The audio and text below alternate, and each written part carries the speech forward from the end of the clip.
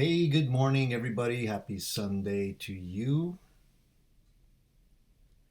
Hi, Tim. Thank you for joining me. Can you guys let me know if you can hear me okay? I'm trying out a new mic configuration this morning, and I just want to make sure that everything's working fine. Just give me the old thumbs up if you can hear me or not. Oh, I'm going to be just...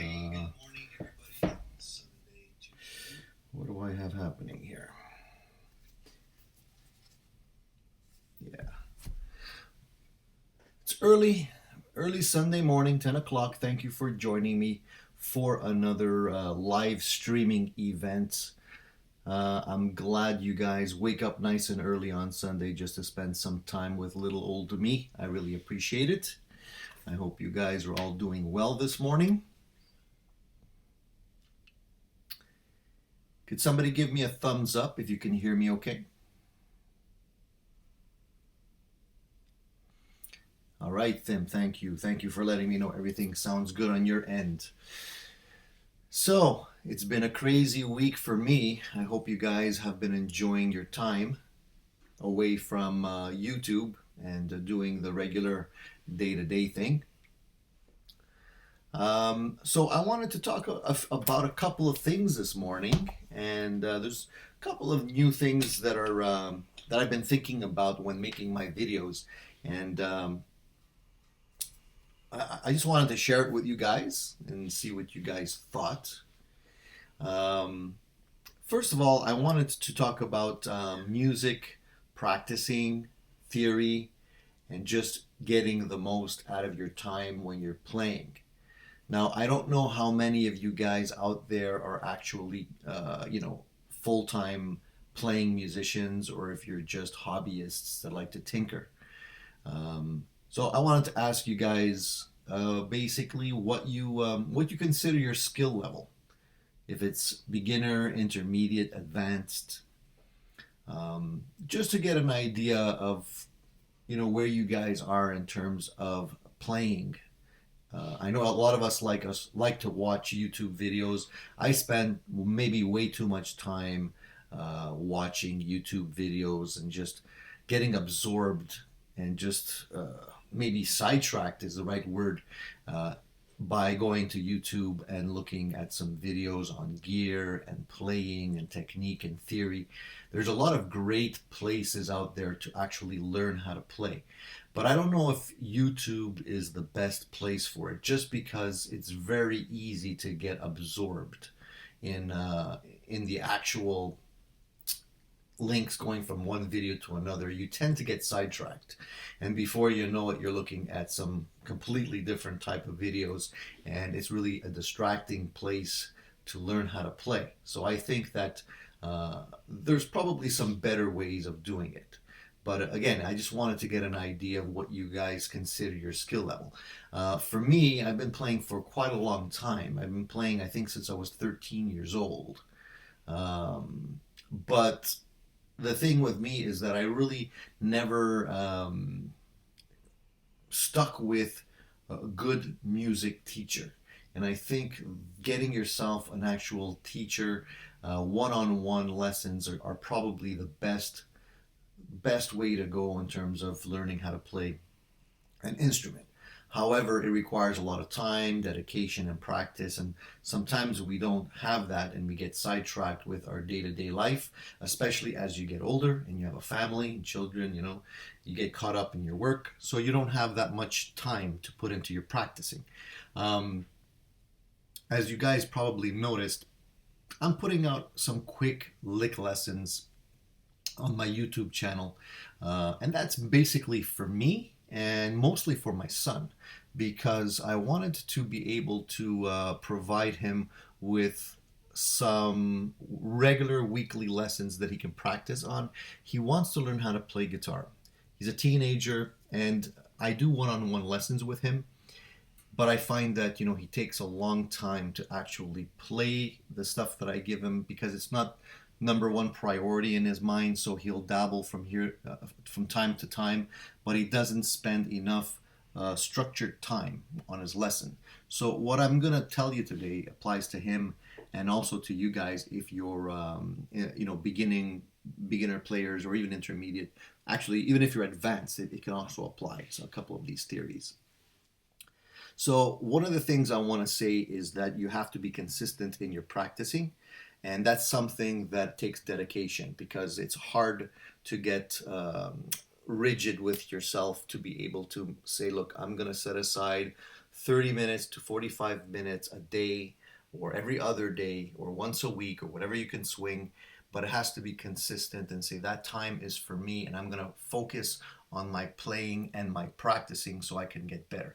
And I guarantee you that if you do regular practices and you keep that up for, I'd say, well, as long as you can, but let's say you can only keep it up for a month or a few months or whatever, or if you're fortunate enough to be able to do that for like a year, you're going to see a huge improvement if the structured practicing is something that you lay out beforehand. It's almost like trying to, when you're trying to diet, for example, if you start trying to diet or lose weight and you don't have a plan, it doesn't really last long and you don't really see that many results. And eventually you go back to your regular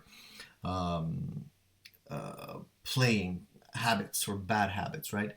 So I prefer to be able to have a structure. And if you make a layout of a structured plan for yourself, chances are you will succeed, or at least you'll have a better chance of succeeding than if you just go about it willy-nilly. So some of the things that I see and in myself and my son and other people that I talk to is that they get distracted. That's probably the biggest challenge when you're playing guitar, is to get distracted. And a lot of people have the misconception that practicing means sitting down, plugging in your guitar, and just noodling and playing, whatever comes to your mind, or the guitar solos that you already know, just playing those guitar solos over and over. That's not really what you need to do when you're practicing. When you have to practice, you have to establish a couple of things. First of all, you want to figure out what your weak points are. So if your weak points is music theory, then there's a host of great online resources that will be able to teach you great music theory for free. And I'll actually talk about some of those here today for you guys, and I'll actually put the links in the video as well as on my website so you guys can actually check them out. So music theory is a big part of becoming a better player. It's understanding why you're playing certain things, right? And for me, one of the biggest aspects or the biggest improvements that I saw in my playing was when I learned music theory. Now, I'm not a master at theory, but I can tell you honestly, guys, learning music theory is like all of a sudden the veil was lifted and I understood how everything came together. I actually studied with a very talented musician when I was younger, and I was fortunate to find him. It didn't last long because he was playing and he had different projects going on. But the time that I spent with him was amazing because this guy was a master. He really understood music theory inside out, and it really helped me. And I was amazed at how much more interesting being able to play became when I understood why I was playing certain things or how the chords interacted with the scales that formed the structure of the song. And once those building blocks are in place, things become a lot easier. And it really is something that I highly recommend people do.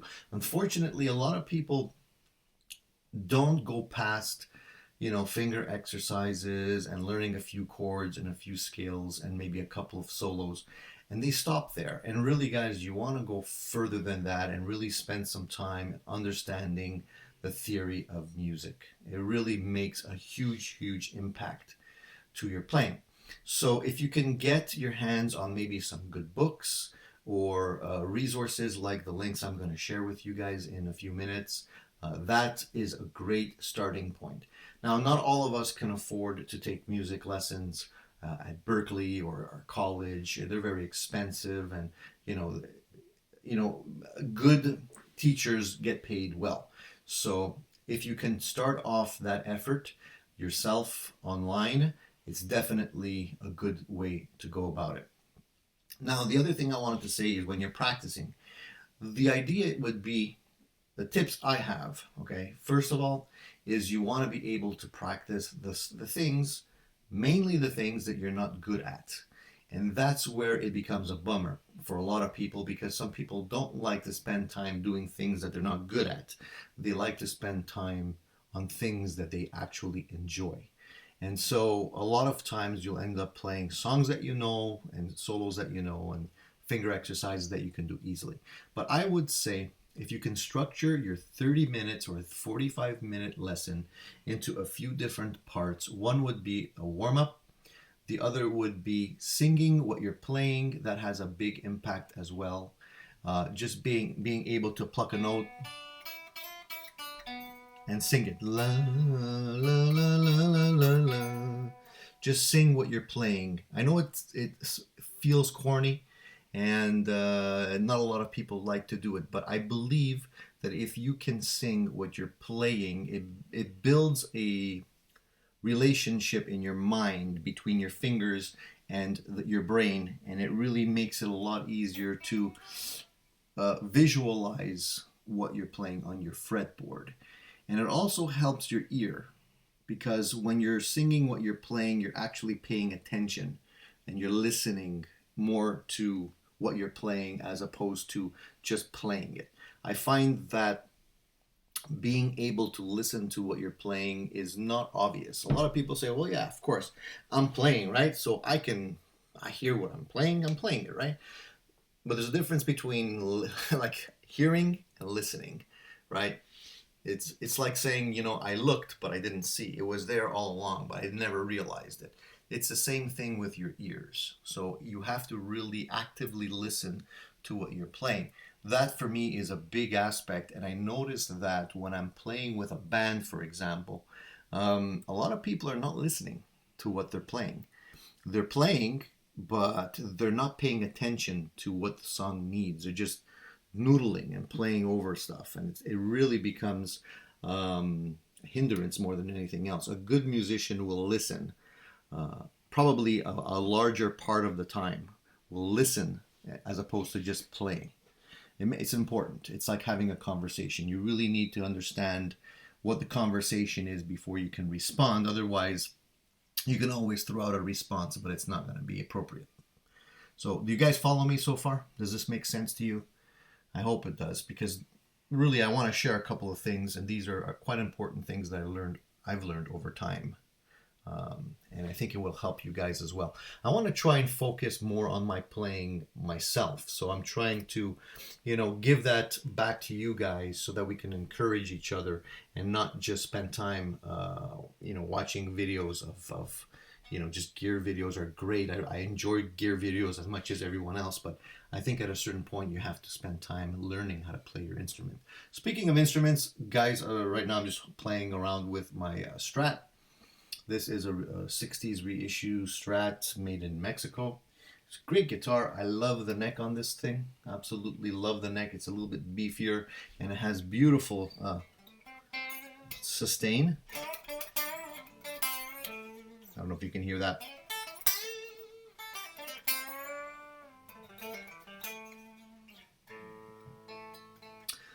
It's a great guitar, specifically like the three tone sunburst. But really, what made this guitar for me was the neck. It really has a great neck on it. So let's see. Let's just say hi, and then we'll continue what we were saying here. I don't want to get distracted, but I want to say hello to everybody we have online. So let's take a look. We have Tim. Tim has always been online every Sunday. Hey Tim, nice to see you, buddy. I hope you're doing well. We have Jazz Guitar Neophyte. He's online as well. Good morning to you. We have Philip Cochran. Hey Philip, nice to see you online. Vox Guitars Rock. Good to see you, buddy. We got a lot of familiar faces here today. We have Tim Buktu. How's it going, Tim? Nice to see you online as well. It's great to see a bunch of guys like you just joining me and being able to share some of the insights and the strategies and challenges that we all have as musicians. So let's answer a couple of questions and then we'll move on to some of the stuff that I wanted to talk about. And basically, we want to put in as much information in this following hour, this live hour, as we can. It goes by pretty quick, but I want to stick to about an hour as much as I can, because I know you guys are busy as well. So let's go to some questions. Let's see here. So Tim says, sounds like me with YouTube. Yeah, that challenge is something that I think most of us today that watch YouTube, and that's all of us, we just get enthralled in one video after another and after another, and YouTube is actually doing a great job of keeping us on YouTube, keeping us hooked on YouTube. That's what they want us to do.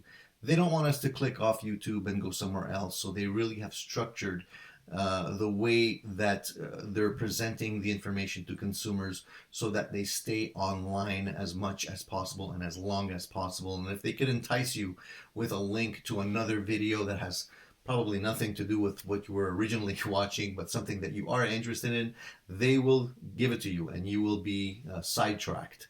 And it really is, a big challenge psychologically to stay focused when you're on YouTube. A lot of people just like to spend time, and before you know it, half the day is gone. So Tim says that he's just an amateur player, and that's okay. Amateur, beginner, whatever you want to call it. Tim, honestly, you never stop learning how to play music. There's so much to learn and to be able to master that. Music is a lifetime effort. I don't think that you can just say after a certain amount of time, I'm done, I learned it all, and I don't need to know anything else. Even master players that have been playing for years and are professionals constantly are learning new things every day, and there's always a way to extend the boundaries of music when you're playing it, so you never stop learning. Jazz guitar neophyte says, been playing since I was 12, but never really took it serious until 3 years ago. And as you can see, I have a passion for jazz, but only still neophyte. Jazz is great. You know what? I wish I knew how to play jazz. Jazz is a type of thing where you have to really understand the rules and then be able to break them. And it really is something that a lot of musicians don't understand jazz, and they think, oh, they're just playing random stuff, and it's just like, but it isn't. It really is. Jazz is the ability to learn music theory inside out and then be able to improvise over it and make things interesting. And the improvisation aspect of jazz is really where the magic happens. And unless you understand that, as a musician looking in, you might not get it. But once you understand what the musicians standing up there are doing when they're playing jazz, it really is amazing.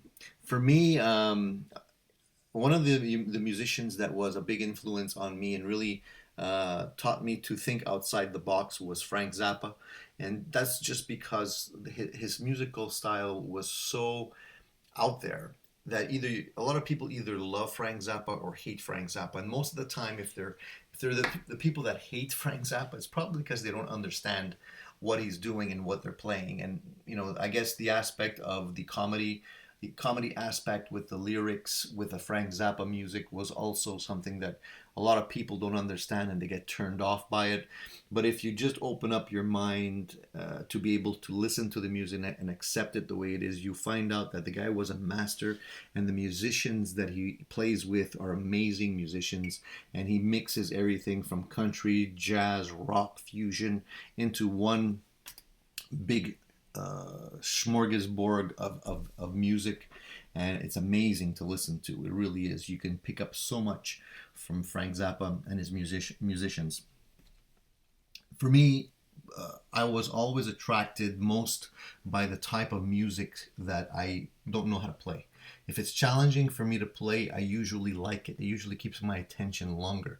If it's something that's easy to play, I usually will, fool around with it a while and then put it aside. But Frank Zappa music has always been something that is amazing to me because it's really out there in terms of the elements that he integrates into his music, and just the tones and modes and different chordal progressions and everything else. It's amazing.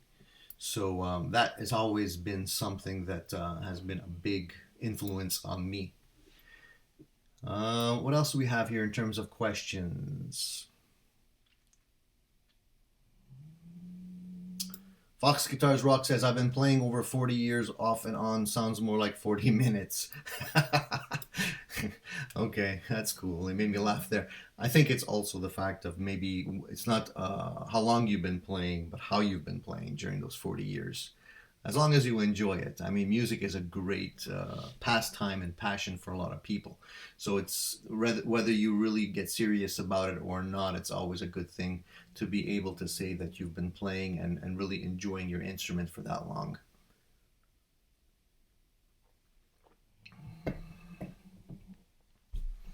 We have Brad online. Hey Brad, nice to see you online, buddy. And he says singing what you play really helps working out scales. Good suggestion. I agree. And singing what you're playing is great for ear training as well, because a lot of us, and I'm included in this, I don't have perfect pitch. A lot of people don't have perfect pitch, and sometimes if you are a poor singer, you're probably, if you're not hitting the notes when you're singing, you're probably assuming somewhat of a different reference to what you're hearing. It's hard for me to explain it to you, but if you start playing and then singing along with what you're playing, it also helps your brain be able to understand what the note should sound like when you're playing it. So if you're off when you're playing, let's say you're playing a solo and something doesn't sound right, you'll be able to pick it up a lot quicker if you're singing what you're playing. And it's just a great habit to be able to do that. What you're hearing in the background, like usual, is my dog snoring over there. She's on the floor. I think you'll hear her clearer today because of the mic that I have. She really doesn't care about my live streams at all. She just wants to stay in the room and spend time with me. She's a sweetheart. Okay, what other questions do we have here? So jazz guitar, Neophyte says, jamming is indeed difficult and requires really listening to the others and the vibe. Yes, absolutely, absolutely. That's probably one of the biggest suggestions I have with anybody playing with a band, is just really be able to spend twice as much time listening than playing. There's a reason we have 2 ears and only one mouth. It's because we should be listening double the amount of time that we're actually spending talking. And I think we can get a lot more out of it if more people would do that.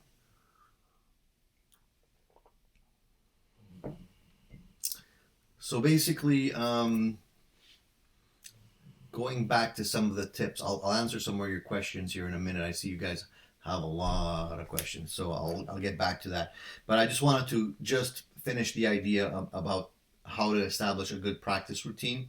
So one, definitely set a time limit to your practicing. 30 to 45 minutes a day is enough. You don't have to go crazy and practice longer, but if you feel like you have the ability to do so, that's great. But normally after 30 or 45 minutes, already our mind starts to wander.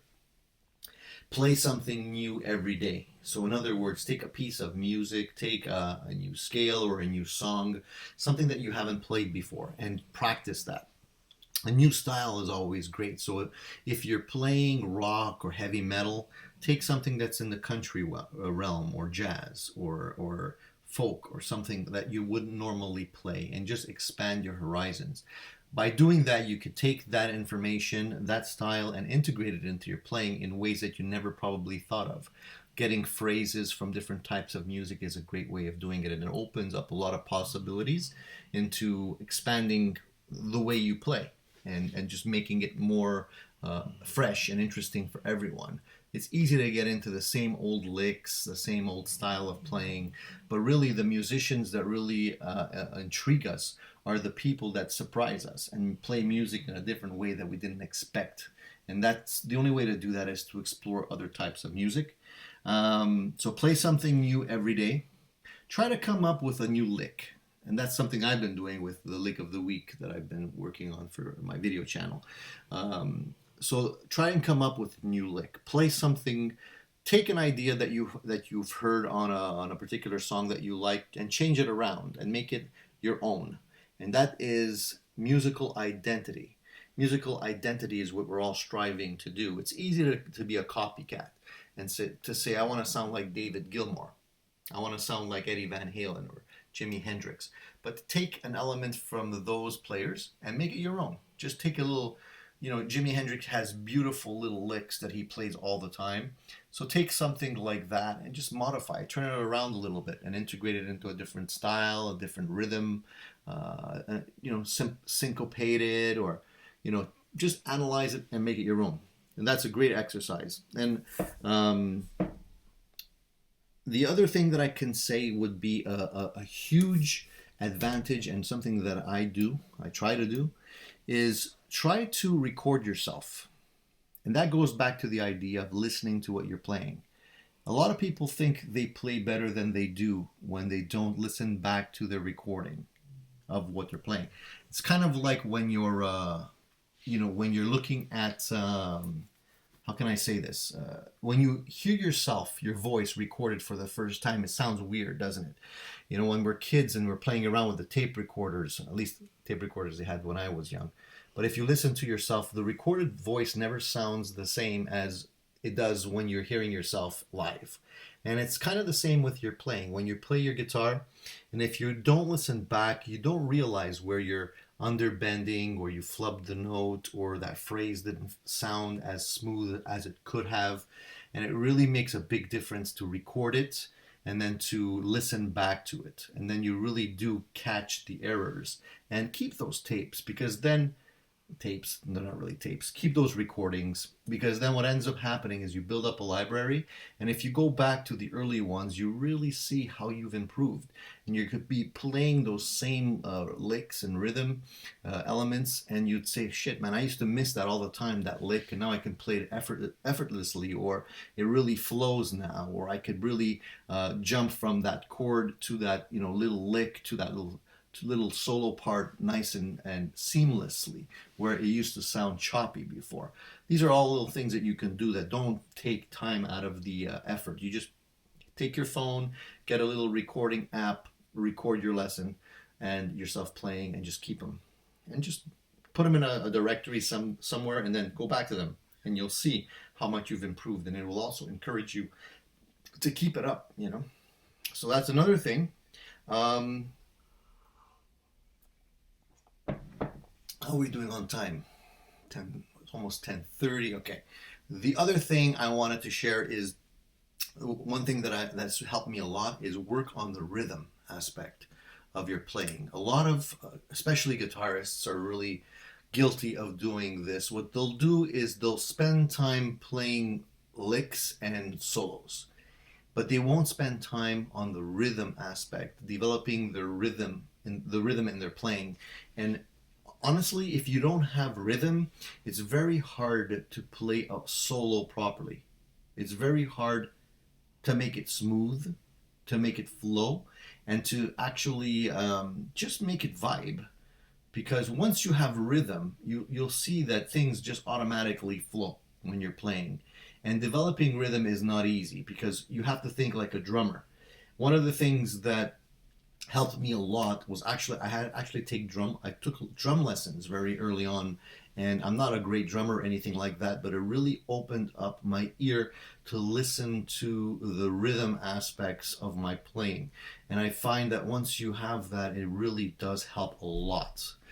So rhythm, develop just play those chords, put on a drum machine and a metronome. I forgot to mention that. When you're playing your music and you're practicing, always have a metronome, a drum machine, something holding the beat, because you really have to focus on the beat. So many times I see people practicing and they're playing chords and strumming chords from a song, but they're not playing it with a drum machine or any kind of rhythm machine, and they're all over the place in terms of timing. And timing is super important. Really staying in the pocket. That's where the vibe of music is and lives. So the pocket. Think about that. Drummers think about that all the time. And then integrate chords into your practicing. Don't just play solos, scales, and finger exercises. Chords are beautiful. There's thousands of chords out there. Learn a new chord every time you practice and try to integrate that new chord into your everyday playing. If you can, go online and get yourself a chord book, or there's even great apps today that you can buy for not too much money that will spit out chords, a bunch of chords and variations of chords. If you can get one of those, take one of those apps, plug it in, and spit out a new chord every day. And at the end of the year, you have hundreds of new chords in your toolbox that you can refer to, and that's something that would be great to have at your disposal anytime you're playing, even when you're improvising. And there's also great chord charts. I was lucky enough to buy one very early on. It's on my wall. You can't see it, but it's just over there. And it's got like thousands of well, not thousands, but at least hundreds of different chord variations. And it basically explains all the different chords, how they're associated with the different scales and whatnot. And it really is a very easy visual thing to look at and use when you're playing. So learn as many chords as you can, because at the end of the day, people want to hear you play music and tell a story. And just playing individual notes and not chords is not going to do it. You want to really build up that dynamic aspect of your playing, and chords with the proper individual scales and little solo licks in between do a fantastic job. Obviously, that's what music is all about. So let me go back to some questions quickly here, and then we'll go on to some other topics. I think you guys, a lot of questions going by here that I'm missing, so let's have a look.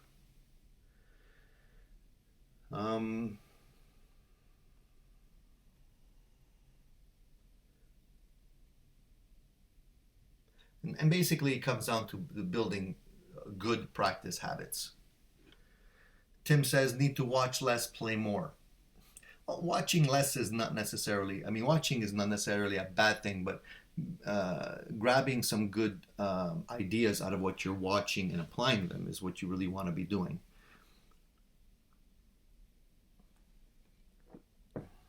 Vox Guitars Rock says, I like to set up a playlist on YouTube and just jam to it and try to figure out the songs by ear. I do a similar thing, but I don't do it with YouTube because YouTube's too distracting for me. I do it with, I subscribe to Apple Music. I create a playlist in there. Mostly songs that we play when we're playing live. I'll have a playlist, like a set list there with all the songs, and I'll just put it on shuffle, and then whatever pops up, I play along with it. That's just to give me the ability to warm up before we actually have our jam sessions, because I sometimes forget parts of the songs when we don't play them too often, so that really helps me out. And then yeah, definitely you want to be able to listen to other types of music and have playlists in there that will also encourage you to maybe listen to new musical ideas as well. So Tim says, never ending to learn. Absolutely, Tim. Hi Paul, how you doing? Paul's online as well. He says, hi guys, I'm back. Nice to see you back, Paul. No matter how good you get, you can always get better. That's absolutely true. If there's no more room for improvement as a musician, I'd like to meet that guy and spend some time with it. Jazz Guitar Neophyte says, big Zappa fan. Love his genius. Yeah, absolutely. Listen to a lot of his stuff. Get as much of his stuff as you can.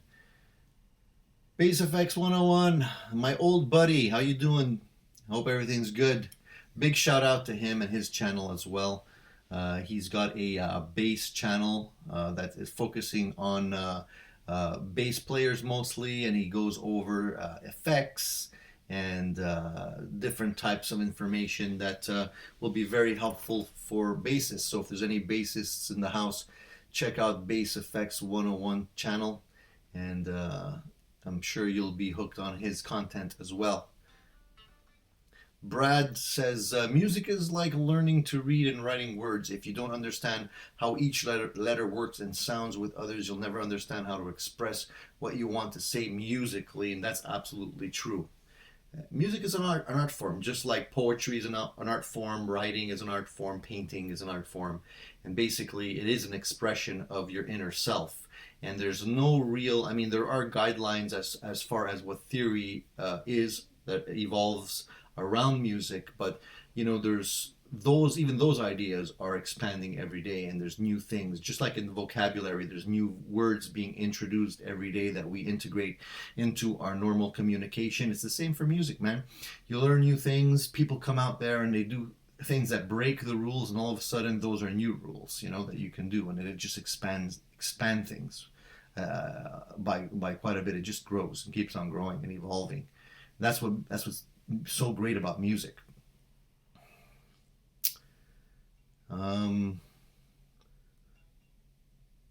Where can I purchase your coffee mug? Unfortunately, they're not for sale. I don't know. If you like it, maybe I can make them available. But I just got this for me. I appreciate you guys. Yeah, it's right there. Good idea. If you guys are interested, maybe I'll start making these available. I don't know. Shipping out coffee mugs is a pain though, because they're so fragile. Shirts are easy because you can just ship them out, they won't break. But cups, not sure. What else do we have here? We have Tim McDonald's online with us today. Hey Tim, how's it going, buddy? Nice to see you. There's a few new faces here today, which is great.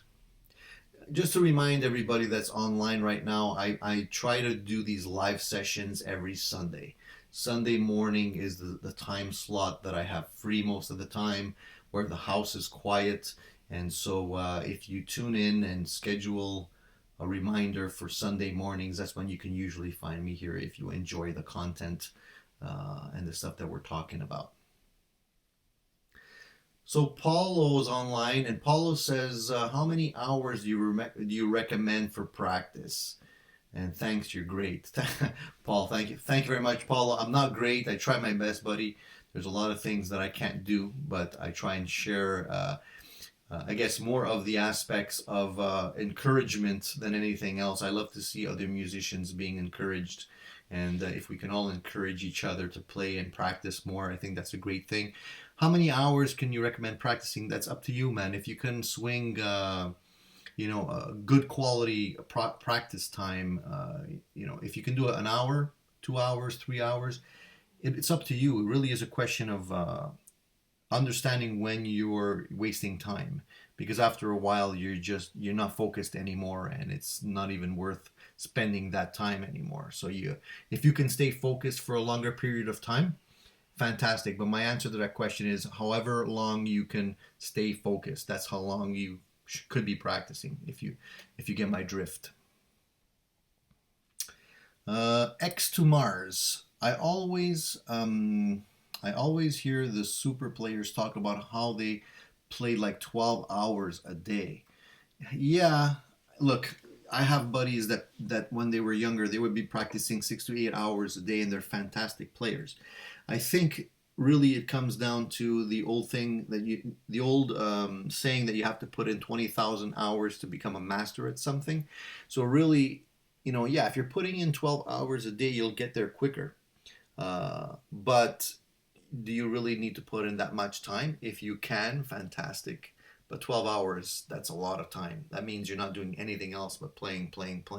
If you're young and you have the ability to spend your time practicing as opposed to playing video games or something like that, that's fantastic. Spend 12 hours playing. But if you're older and you have other obligations, obviously you wouldn't be able to put in that kind of time. Any tips for learning to read music? I've tried in the past, but it always ends up looking Greek to me. Well, that's where music theory comes in. That's what I mentioned earlier. I'll share the links to you. I have them here, and I wrote them down because I really don't want to forget. So at the end of the video, I'll definitely mention some of these places. Some of these websites will teach you how to read, so you have to be diligent about it. And it's not that difficult, really.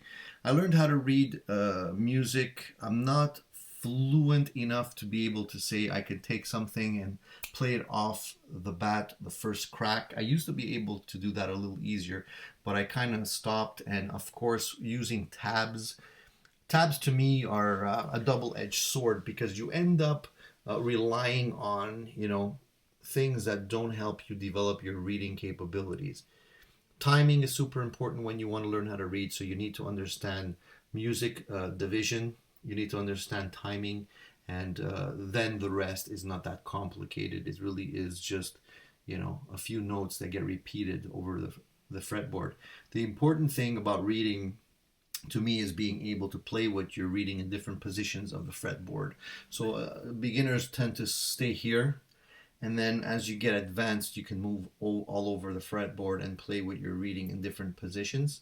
And that's where things open up. So understanding the notes on your fretboard is going to be super important. And to be able to learn those notes quickly, it takes a long time, because it's not like a piano where everything just follows. White keys, black keys, one after another, and then they repeat. To being able to play the piano as well as guitar really opens up ideas as well. But to me, playing the piano visually is a lot easier. Being able to play the piano where you're dividing what you're reading into the bass and the treble, that's challenging. That's like breaking your brain in half and reading two different sentences at the same time, then putting them together.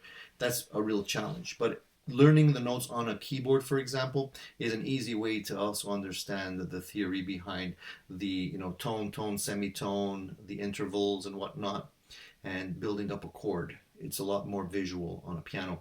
I wish I would have learned a piano, because I think that would open up a lot of ideas as well. But I tried dabbling with it on my own, and I felt that it wasn't that difficult. But on the guitar fretboard, it's more challenging because it's not lined up in the way it is on a piano. I'm going to make a video eventually where I'm going to try and give you some tips on how I learned how to memorize the notes on a fretboard a little easier. There's a couple of little anchor points that if you learn them, it will actually open up the fretboard a lot quicker. And I've been meaning to do that. I got to write that down because I keep on forgetting. I have a list going of some other videos that I want to be making, so I'm going to write that down before I forget. And these are things that I've actually developed myself. I didn't steal this from a book or anything like that. It's just things that I realized after playing for so long, and I wish somebody would have told me this when I was younger. It would have sped things up so much for me. Okay, some other questions.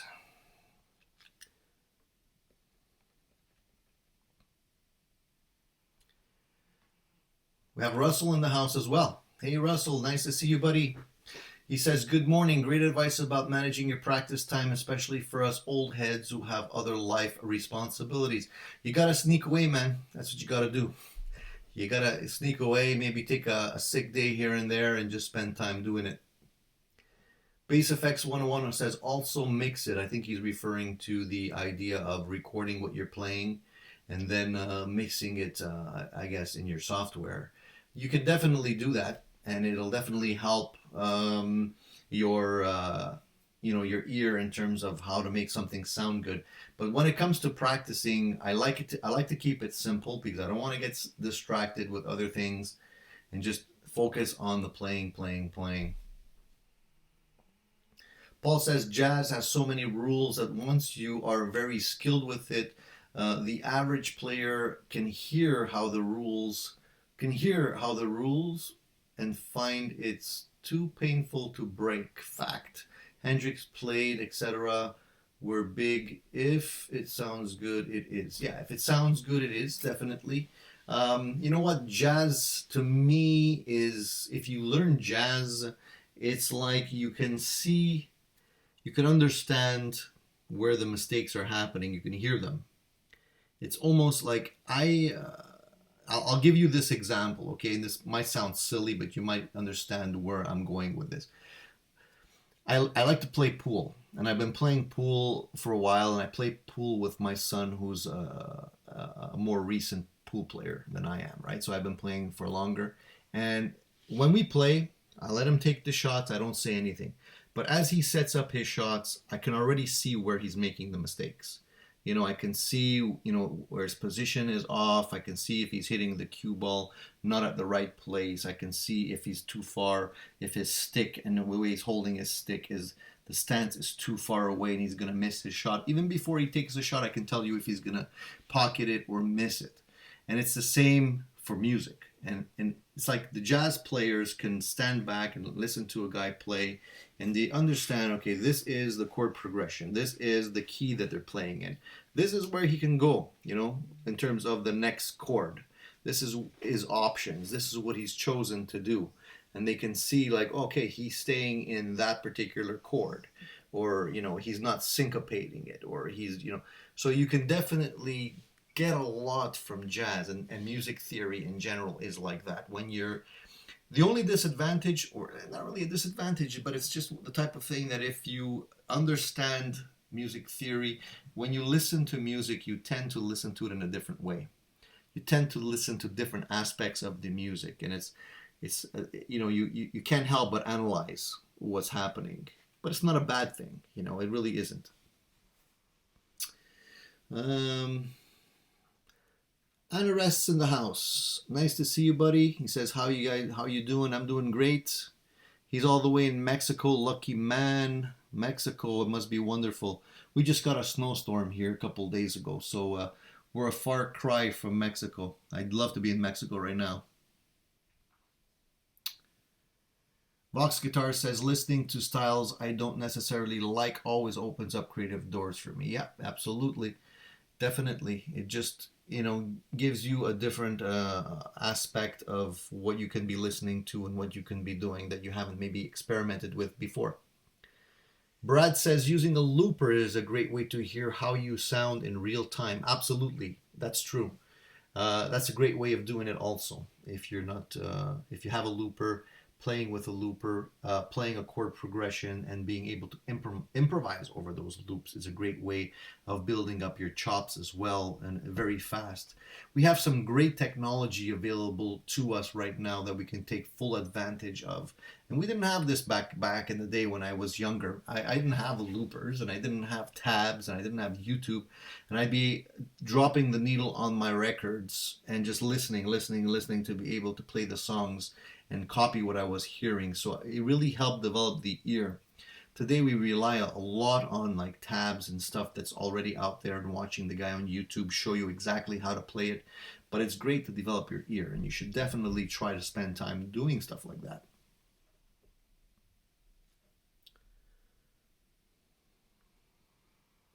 So Bass Effects 101 says, a good idea is to take courses. I play bass, and I'm taking online courses at Udemy, learning stuff I've missed.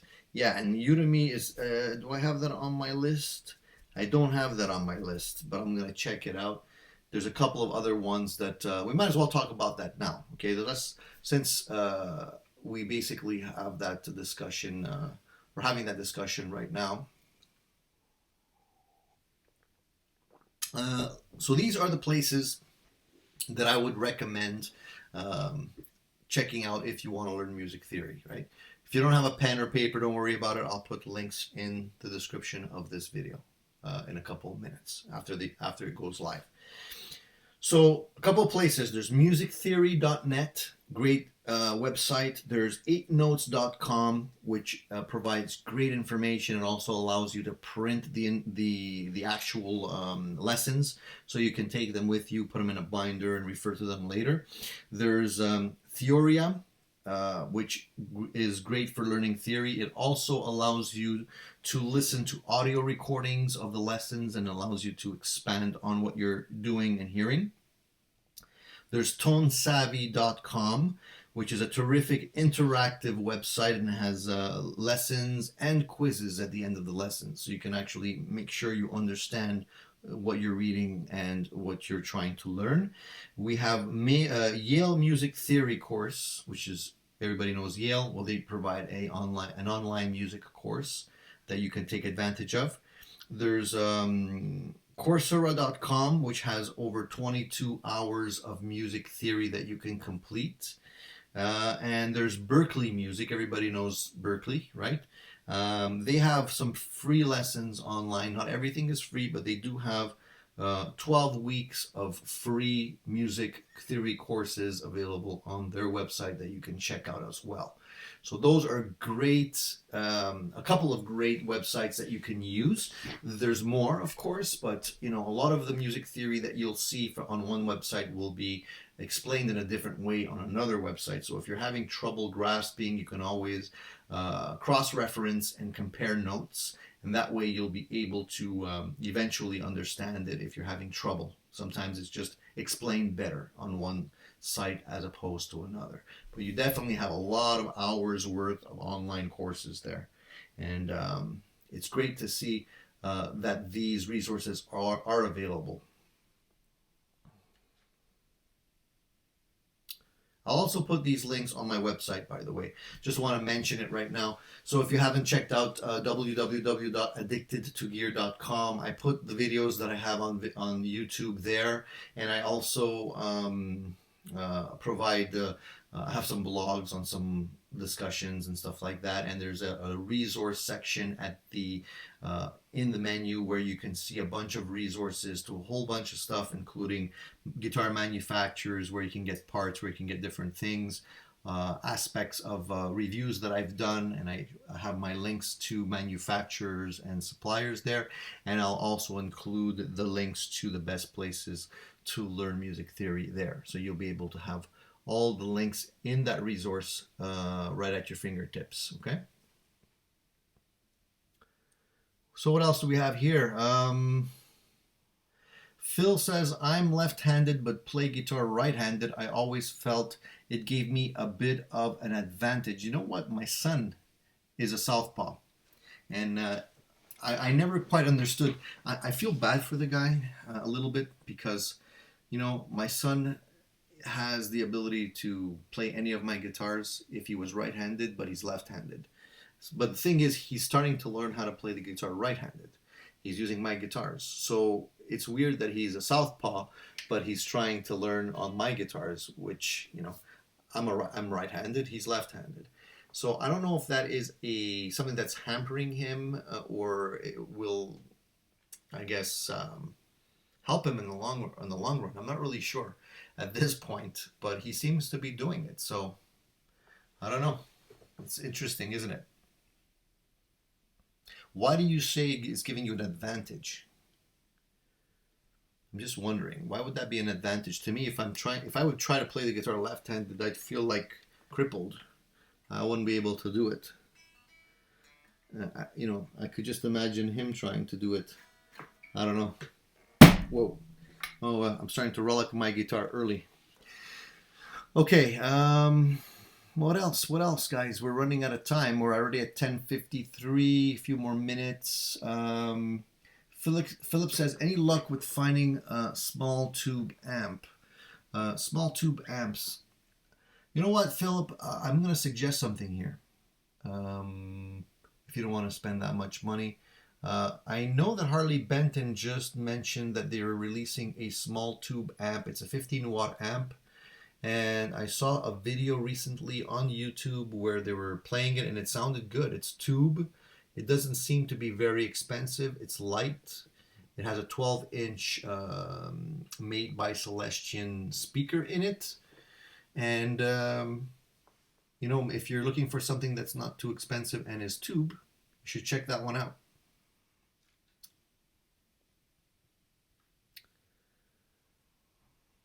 What else? Inventor says, hello from Spain. Hello back.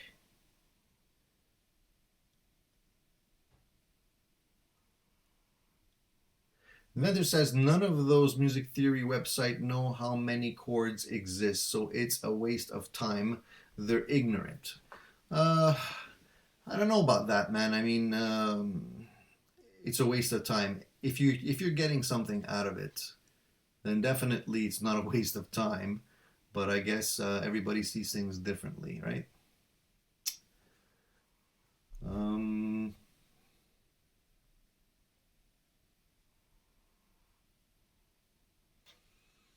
what else do we have here? Duke Ellington said once about jazz: just when you think you've got it, you die the next day. Yeah, that's funny, man. Duke Ellington, hey? Yeah. Who else? There was a great jazz player, Miles Davis. You know, the trumpet player, of course. And Miles always said, "There's no bad notes." And his theory behind it was that if you're listening to what you're playing, and you play a sour note, you could make that sour note fit what you're playing by what you play next. And I thought that was genius about him. You know, think about it. You could flub a note, but if you're improvising, depending on what you're playing next, that note that will determine whether that note is sour or not, right? So that's a great way of thinking about stuff. Um, what else here? I'm really enjoying going store to store and trying stuff out. Sales guys are really pushing for the Boss Katana. Yeah, I guess the Boss Katana in terms of amplifiers that are not that expensive. I mean, it's not a bad amplifier. It's a good choice. It's not tube, but you know, it does a good job, and it's not that expensive. So I'm pretty sure they're selling very well. It's a great, I guess, starting amplifier if you're not looking at some things too specific.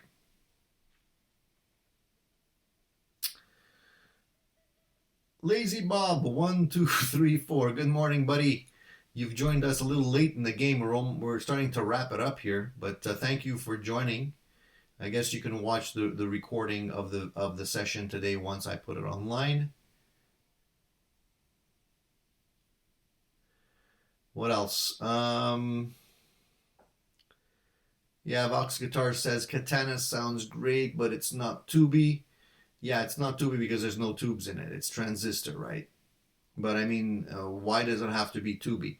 And you know, if you're not going to be playing live, why not? If you're going to go with a Boss Katana, for a little bit more money, you can get a multi effects unit that you can actually have a lot more sounds at your disposal, and you could use to play live.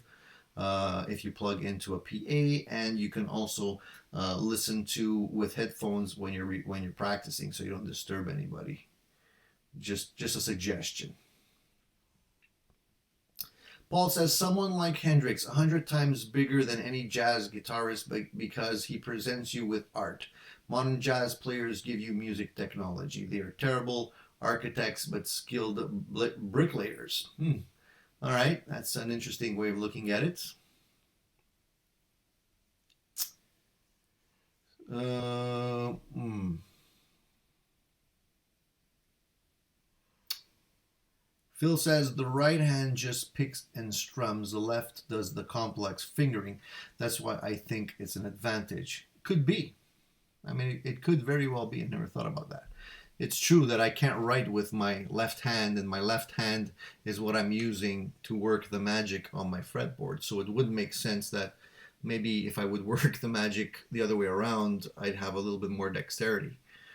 I gotta ask my son about that. It's an interesting idea there.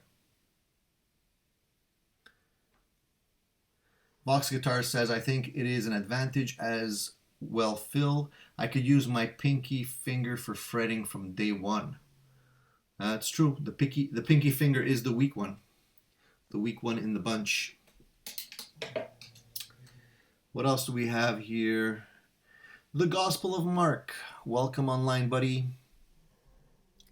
He says you can't go wrong with a Blues Junior for a small tube amp. True. I used to have one.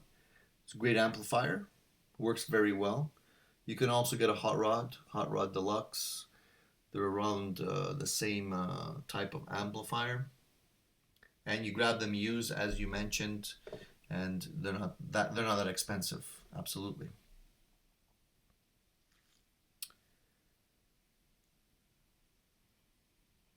Jazz Guitar Neophyte says, thanks, Tony. We'll try to attend your live sessions. You rock, man. I appreciate it, buddy. Thank you very much for attending today. It's always fun talking with you guys. You're a bunch of great guys, and everybody's got great opinions and fantastic comments, so I appreciate that. Box Guitars brought up the old joke where rock players make $1 million knowing 4 chords, jazz players make $4 knowing 1,000,000 chords. That's true. That is true. The money is not in jazz, that's for sure, especially today. But we still appreciate what they can teach us. So guys, it's 11 o'clock. Just a couple of last minute things that I wanted to talk about very, very quickly. Before we call it a day, things that are happening in the music world. I noticed that Fender released a supercharged Stratocaster. The interesting thing about this supercharged Stratocaster is it looks like a car. It looks like a hot rod. It's got a carbon fiber neck. The paint job and the lines on this thing look like a car. It's crazy if you look at it.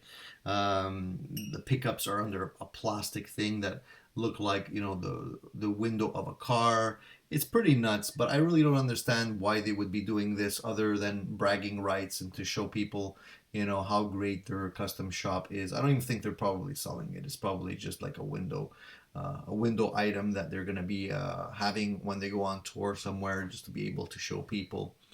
But you know, they have some great gear. Henry Bergman says, what do you think about the Fender bass breaker? I love the Fender bass breaker. Henry, I got one in the back here. I got one sitting right over here. I don't know if you can see it there. It's right over there, buddy, underneath my pedal board. That's a bass breaker 15.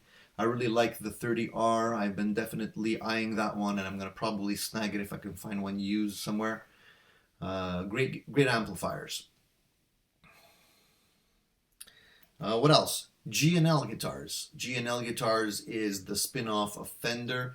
Once Leo Fender sold Fender, he started G&L. And they've been around for 40 years. It's their 40th anniversary already.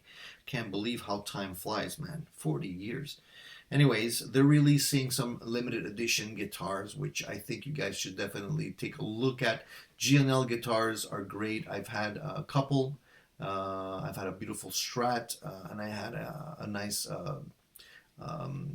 Telecaster style guitar. They play fantastic, and it's definitely something that you should look at. What else? Brian Ray, the guitarist for Paul McCartney, has a pool shaped pool shaped like a guitar.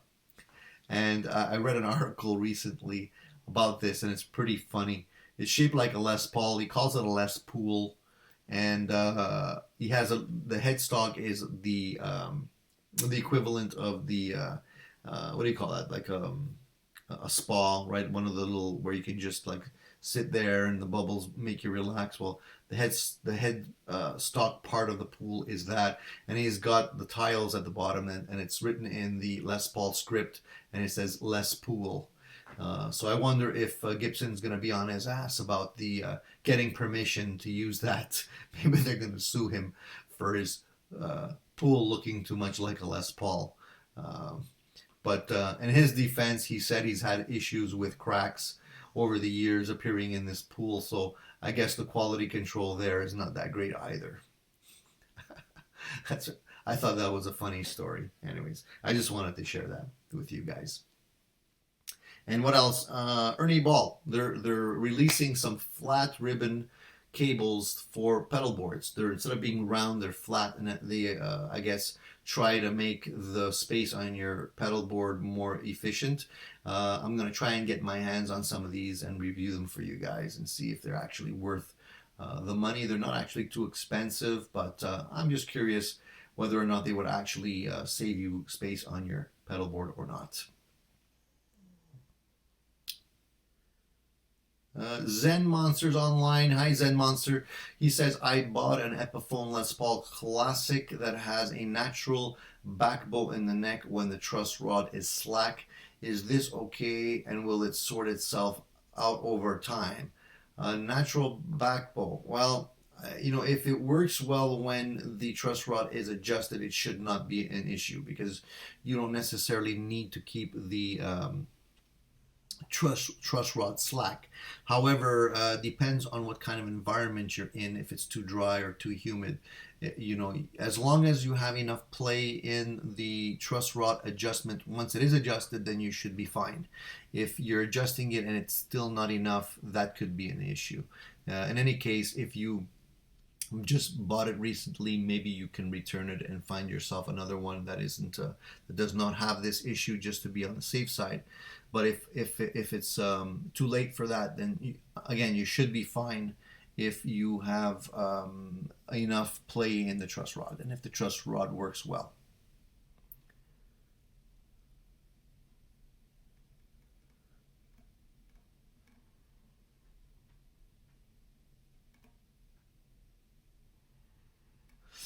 What else, guys? I'm going to be wrapping it up now. Inventor says the best mod I've done is changing most of the metals to titanium. That's an expensive mod.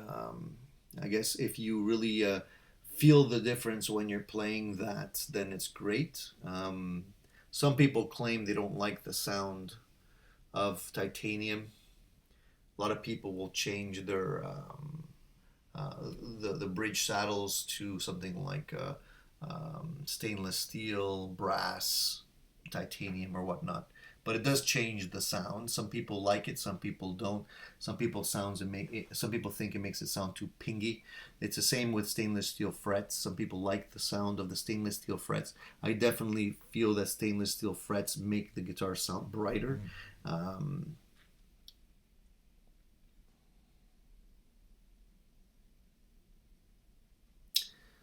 All right, guys. Well, I think I'm going to wrap it up now. It's 11:06 exactly today, and I do appreciate you guys spending time online.